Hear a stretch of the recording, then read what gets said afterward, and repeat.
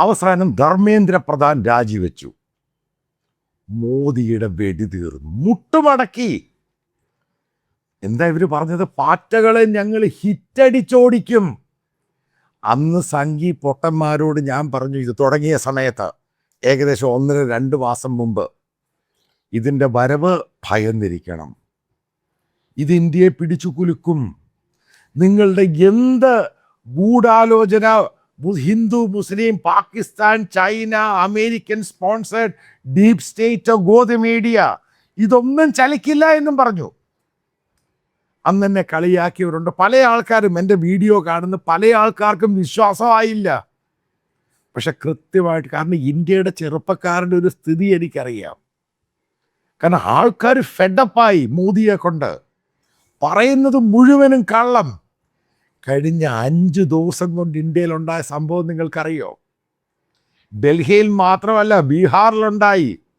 സമരങ്ങൾക്ക് മുതിരാത്ത ഒരു സിറ്റിയാണ് മുംബൈ. മുംബൈ ഇളകി. ഡൽഹിയിൽ ഇളക്കം. ഈ പറയുന്ന അമിത്ഷായും മോദിയുടെയും ധാരണ ഗുജറാത്ത് പോലാണെന്നാണെന്ന് ഇന്ത്യ. ഗുജറാത്ത് അല്ല ഇന്ത്യ. ഇവിടെ കച്ചവടം മാത്രമൊന്നുമല്ല, ഇവിടെ എല്ലാത്തിനും വാല്യൂ ഉണ്ട്. അതായത് ഇന്ത്യൻ ജനാധിപത്യം മോദിയുടെ മുകളിൽ ബുൾഡോസ് ചെയ്തു. മോദി എന്തൊക്കെ ന്യായങ്ങൾ പറഞ്ഞു? അതായത് ഈ പറയുന്ന ധർമ്മേന്ദ്ര പ്രധാനെ മറ്റൊരു പോർട്ട്ഫോളിയോയിൽ മാറ്റട്ടെ. ഈ CJP ആയിട്ട് കണ്ടിന്യൂസ് ഫോണിൽ കൂടി ഡിസ്കഷനുണ്ട് ഈ സമയത്ത്. കാരണം അവർക്കൊരു സമയം കൊടുക്കുക. ഇതിലൊന്നും CJP വീണ്, ഈ പാറ്റകൾ ഇതിലൊന്നും വീണില്ല. അതാണ് ഞാൻ പറഞ്ഞത്, അണ്ണാ ഹസാരെയും കേജ്രിവാളും അല്ല, ഇന്ത്യയിലെ ചെറുപ്പക്കാരാണ്. അവർ പിടിച്ചടം കൊണ്ടേ പോവുകയുള്ളൂ.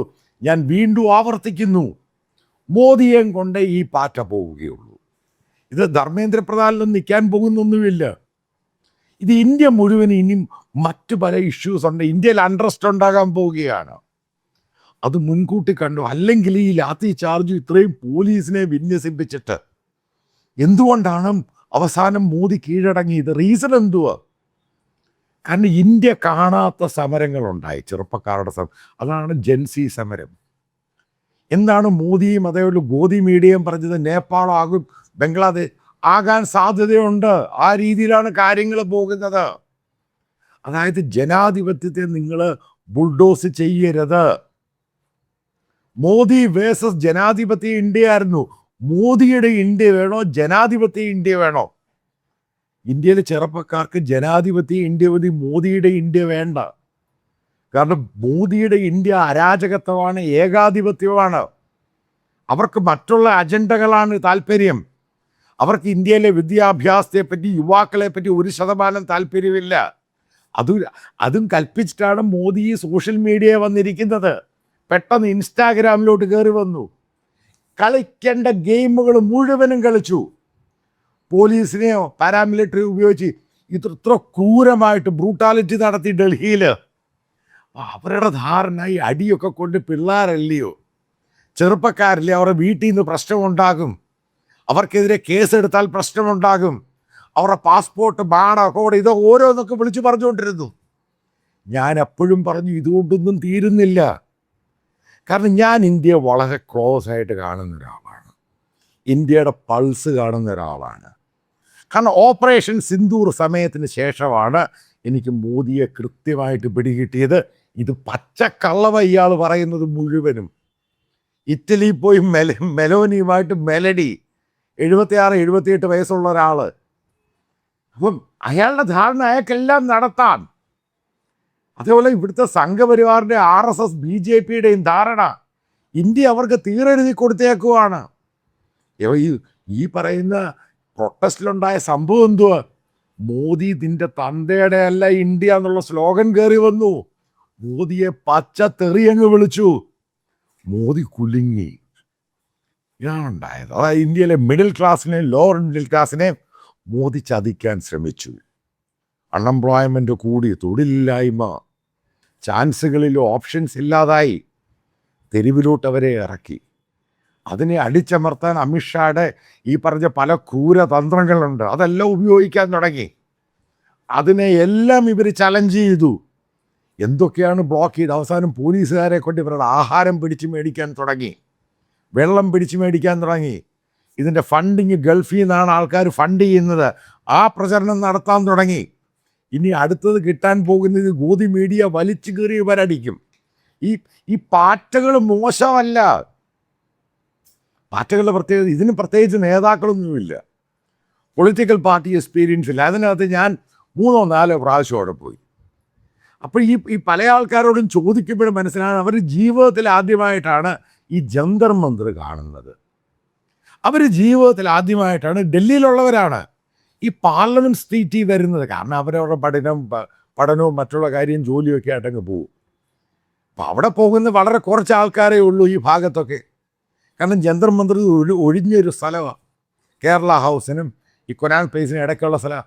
അവിടെ വരേണ്ട ആൾക്കാർ ഈ പ്രകടനവും പരിപാടിയൊക്കെ നടത്തുന്നവരാണ് അങ്ങോട്ട് പോകുന്നത്. മോദിയുടെയും കൂട്ടരുടെയും ധാരണ എന്തുമായിരുന്നു? ഇതേപോലെ അവിടെ പല ആൾക്കാരും പ്രകടനത്തിനും അതേപോലെ അവർ എണ്ണിച്ചങ്ങ് പോകും. അതിൻ്റെ താളൊന്നും കൂടത്തില്ല. അതേപോലെ സംഘപരിവാർ ക്യാമ്പയിൻ, അതായത് ഗോധി മീഡിയം പറഞ്ഞ തൊലഞ്ഞു പോകും. അതൊന്നും പറ്റാൻ പോകുന്നത് കാരണം ഇവരുടെ ഒന്നും പിന്തുണയില്ല. അതിനെയെല്ലാം ചലഞ്ച് ചെയ്തു.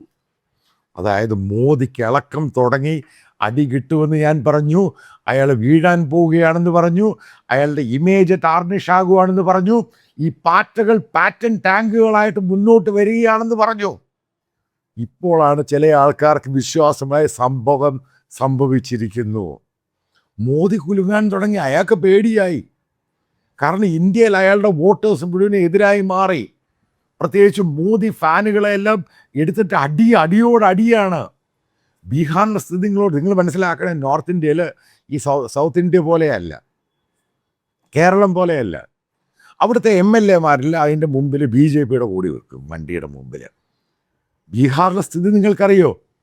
ഇപ്പം അടുത്ത് ഏറ്റവും കൂടുതൽ ഭൂരിപക്ഷത്തിൽ ജയിച്ചതാണ്. അവർക്ക് അവരുടെ പാർട്ടി അവിടെ കൊടി വെക്കാൻ പറ്റുന്നില്ല. അപ്പോഴേ അടിച്ചങ്ങ് പൊളിക്കുകയാണ്. ബീഹാറിലെ MLA-മാർക്ക് പുറത്തിറങ്ങാൻ സാധിക്കുന്നില്ല. സെയിം ഡൽഹിയിലുണ്ടായി. ഇവിടെ MLA-മാർക്ക് പുറത്തിറങ്ങാൻ പറ്റാതായി. പോലീസുകാരൻ്റെ വീടുകൾ തോറും കയറി ഇറങ്ങി അടിക്കാൻ തുടങ്ങി. BJP-ക്കാരെ, ഈ പറയുന്ന ബജ്റാങ് ദളുകാരെ അടിക്കാൻ തുടങ്ങി. അതൊക്കെ ഇന്ത്യയിൽ ആദ്യം കാണുന്ന സീനുകളാണ്. കാരണം എല്ലാം ഹിന്ദു ഫാമിലിയിൽ നിന്ന് വരുന്ന കുട്ടികളാണ്. ഈ അഭിജിത്ത് ദീപ്തെ എന്തൊക്കെയാണ് പറഞ്ഞത്? അയാൾ ദളിത്താണെന്ന് പറഞ്ഞു. അയാളുടെ കൂടെ ഇവിടെ അപ്പർ കാസ്റ്റുകൾ നിൽക്കരുതെന്ന് പറഞ്ഞു. ഇതൊക്കെ ഇവിടുത്തെ മോദിയുടെ ക്യാബിനറ്റിലുള്ള മിനിസ്റ്റേഴ്സ് ഇൻഡയറക്റ്റായിട്ട് കൊടുത്ത സ്റ്റേറ്റ്മെൻറ്റുകളാണ് സോഷ്യൽ മീഡിയയിൽ. അവസാനം എന്തോ ഇന്ത്യയിലെ മഹാരാഷ്ട്രയിലെ അഭിജിത്ത് ദീപ്തെ അയാൾ അമേരിക്കയിൽ സെറ്റിൽഡാന്ന് പറഞ്ഞു. അയാൾ അമേരിക്കയിലും സെറ്റിൽഡാണ്. പഠിക്കാൻ പോയത്. ആ പയ്യൻ പഠിക്കാൻ പോയി തിരിച്ചു വന്നു, സമരം നയിച്ചു. 2 മാസം മോദിയുടെ വെടി തീർത്ത് കൊടുത്തു. 12 മാസത്തെ മോദി അവിടെ 12 വർഷത്തെ മോദിയെ വെറും 2 മാസം കൊണ്ട് സോഷ്യൽ മീഡിയയിൽ കൂടെ നരേന്ദ്രമോദിയെ സറണ്ടർ ചെയ്യിപ്പിച്ചു, കീഴടങ്ങിപ്പിച്ചു. ഇതാണിത്. നമ്മൾ മനസ്സിലാക്കണം, ജനാധിപത്യ ഇന്ത്യ മോദിയുടെ ഇന്ത്യ അല്ല. മോദിയുടെ പരിപാടി, ഈ പറയുന്ന RSSൻ്റെ സംഘപരിവാറിൻ്റെ പരിപാടിയൊന്നും ഈ ഒരു പരിധിവരെ നടക്കും. കാരണം ഹിന്ദുത്വയും രാമനെയും ഒക്കെ വെച്ച് കബളിപ്പിച്ചു. ഒരു പരിധി കഴിഞ്ഞാൽ നടക്കത്തൊന്നുമില്ല. ഇന്ത്യക്കാർക്ക്, ഇന്ത്യയിലുള്ള മഹാഭൂരിപക്ഷം ഹിന്ദുക്കൾക്കും ഹിന്ദു ബിലീഫ്സ് ഉള്ളവർക്കും അറിയാം, ഇന്ത്യ എന്ന് പറഞ്ഞത് ജനാധിപത്യമാണ്. കാരണം മോദി ഉദ്ദേശിക്കുന്നത് BJP ഉദ്ദേശിക്കുന്നതൊന്നും അല്ല ഈ സംഭവം. അപ്പോൾ അതിനു മുകളിലാണ് ഇവർ ചിന്തിക്കുന്നത്. അതാണ് ഞാൻ പറയുന്നത്. അതായത് ഞാൻ വീണ്ടും ആവർത്തിക്കുന്നു, ഇത് മോദിയെയും കൊണ്ടേ പോവുകയുള്ളൂ. ഈ സമരം മറ്റു പല രീതിയിൽ പല ഫോർമാറ്റിലുണ്ടാകും ഇന്ത്യയിൽ മുഴുവനും.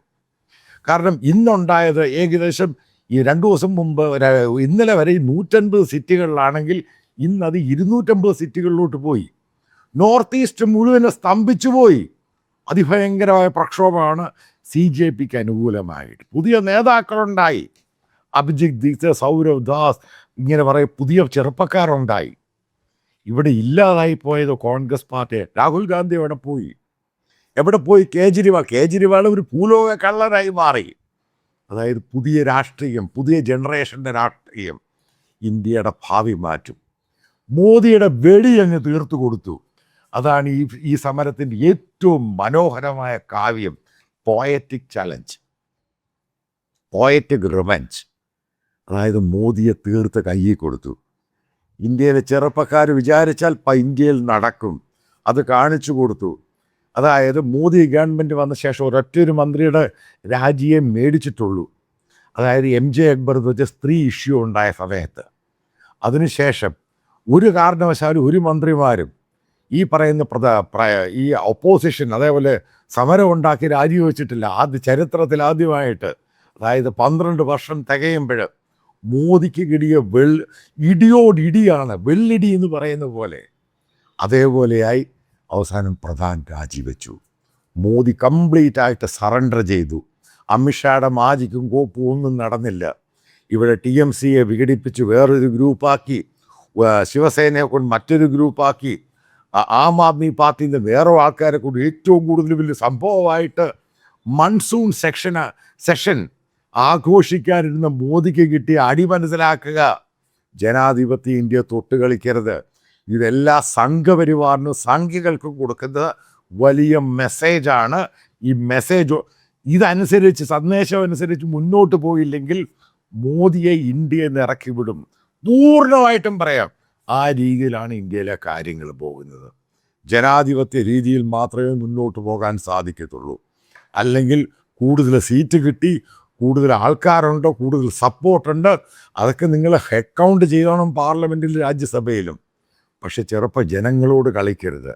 കളിച്ചാൽ കളി കാണിച്ചു കൊടുക്കും. അതാണ് പ്രധാന രാജിയോടുകൂടി മോദി പൂർണ്ണമായിട്ടും സറണ്ടർ ചെയ്തു ഇന്ത്യയുടെ മുമ്പിൽ. ഇതാണ് ജനാധിപത്യ ഇന്ത്യയുടെ ഏറ്റവും വലിയ വിജയം.